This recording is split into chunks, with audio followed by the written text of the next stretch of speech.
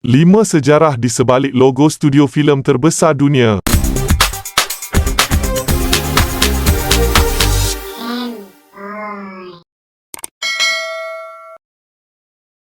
Anda pasti salah seorang peminat filem.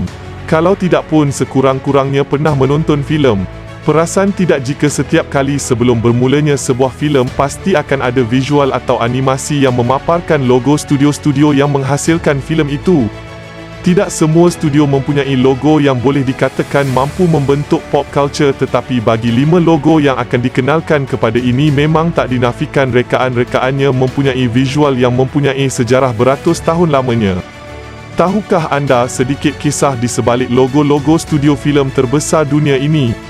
Mari kita kenali 5 sejarah di sebalik logo studio filem terbesar dunia.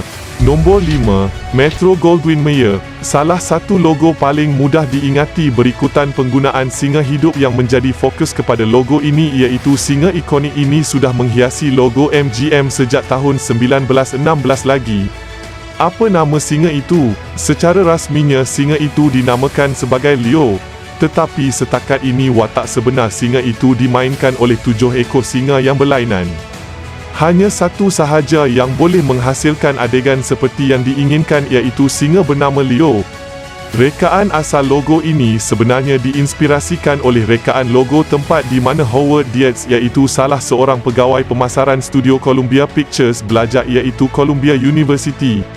Ketika itu Columbia Pictures masih lagi menggunakan nama Goldwyn Pictures. Selepas dibeli oleh Marcus Loew pada tahun 1924, Loew menggabungkan Goldwyn Pictures dengan studio milik beliau, iaitu Metro Pictures Association, dan juga sebuah lagi studio bernama Louis B. Mayer Studio, dan itu menubuhkan Metro-Goldwyn-Mayer Studio atau MGM. Jika anda lihat pada logo MGM tertera teks Art Gracia Artist. Frasa itu membawa maksud seni hanya dihasilkan untuk seni. Nombor 4, Columbia Pictures. Logo Columbia Pictures semasa awal penubuhan syarikat tersebut pada tahun 1924 memaparkan seorang wanita mirip tentera Roman, lengkap dengan perisai berdiri sambil memegang tangkai gandum di tangannya.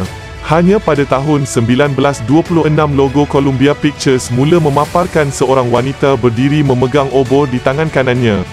Siapakah wanita dalam logo itu?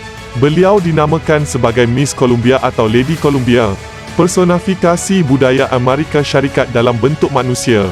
Nama personifikasi ini pula diambil daripada nama tokoh besar Christopher Columbus, wanita yang menjadi model kepada personifikasi itu yang sehingga kini boleh dilihat dalam logo Columbia Pictures. Dan ia merupakan wanita bernama Jenny Joseph, seorang pereka grafik. Dalam sesi fotografi yang dilakukan pada tahun 1992, Jenny hanya memegang sebatang tiang lampu sebagai ganti obor. Nombor 3, 20th Century Fox. Logo studio ini tidak banyak berubah kecuali penambahbaikan dilakukan pada kualiti visual serta komposisinya.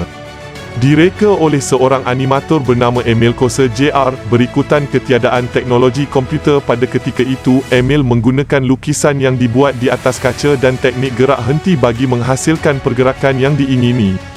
Selepas perubahan format pada saiz filem berlaku sekitar tahun 1950-an, seorang artis bernama Ricky Longo ditugaskan untuk menghasilkan semula visual logo tersebut dalam bentuk skrin lebar.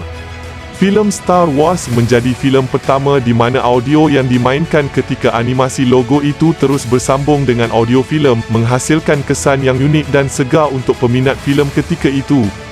Logo 20th Century Fox yang ada sekarang pula merupakan hasil animasi studio Blue Sky, syarikat yang sangat terkenal dengan siri filem animasi Ice Age dihasilkan pada tahun 2009. Nombor 2, Universal Pictures. Walaupun mengekalkan tema yang hampir serupa, iaitu planet yang dikelilingi teks sejak mula lagi, tetapi pada mulanya logo Universal tidak memaparkan planet bumi tetapi lebih mirip dengan planet Zuhal. Hanya pada tahun 1923, visual planet itu digantikan dengan visual yang lebih mirip dengan bumi serta menjadi asas kepada logo Universal sekarang. Bagi mencantikkan lagi animasi yang ada, visual kapal terbang ditambah pada era 1930-an mengelilingi bumi. Sebelum pelbagai lagi animasi menarik ditambah bagi menghasilkan variasi logo yang berbeza-beza. Untuk meraihkan ulang tahun ke-100 penubuhan studio ini, Weta Digital Studio yang terkenal dalam penghasilan kesan visual filem Lord of the Ring diberikan tanggungjawab mengolah semula logo Universal untuk terbitan pada tahun 2012. Selepas itu, logo Universal Picture yang baru digunakan sehinggalah sekarang. Nombor 1. Paramount Pictures. William Hodkinson merupakan seorang pemilik panggung wayang di Utah, Amerika Syarikat. Sistem bayaran pendahuluan bagi mendapatkan hak pengedaran eksklusif yang beliau bangunkan bagi pengedaran filem ketika itu. Ia menjadi batu asas kepada sistem yang digunakan ketika ini. Hasil daripada kejayaan dalam perniagaan, Hodkinson memilih untuk menggabungkan perniagaannya dengan sebuah syarikat pengeluar filem bagi membolehkan beliau menghasilkan filem sendiri. Semasa berjalan di New York, Hodkinson ternampak sebuah bangunan yang dinamakan Paramount. Menyukai nama tersebut, Hodkinson menubuhkan Paramount Pictures. Objek apa yang mampu menjadi simbol kepada makna Paramount? Dia terus memikirkan gunung. Hodkinson duduk di pejabatnya, melukis di atas kertas sebuah gunung tinggi dengan bintang-bintang mengelilingi puncaknya. Tidak diketahui gunung mana yang menjadi inspirasi kepada logo tersebut, namun banyak pihak menyebut tentang sebuah gunung bernama Ben Lomond yang terletak di Scotland sebagai lokasi dunia nyata gunung itu. Pada tahun 1987, Paramount mengupah seorang artis bernama Dario Campani untuk menghasilkan lukisan gunung tersebut dan logo itu digunakan sehinggalah tahun 2002.